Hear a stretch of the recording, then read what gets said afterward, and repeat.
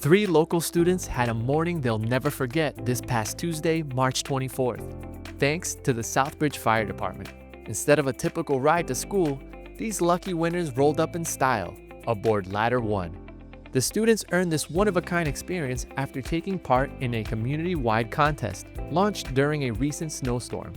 The department challenged residents to shovel out fire hydrants in their neighborhoods, helping keep emergency access clear and submit photos of their work. The result? A powerful show of community spirit and three standout winners.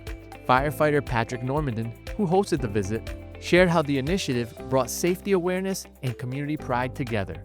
About a month ago, and as everybody knows, we had a crazy winter.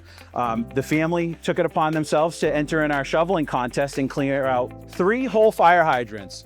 And the importance of that is to make sure that when there is a fire, which we hope never happens, but in the event that there is, that we can get to everybody safely. And one task that gets accomplished on the fire ground is achieving a water source, whether it be through a fire hydrant, a pool, a river, things like that. Thankfully in Southbridge, we are fortunate to have a lot of fire hydrants and helpers like these guys to help us clear them out during the snowstorm. The students were treated to a behind-the-scenes visit, complete with a meet and greet, swag bags, and their very own firefighter helmets.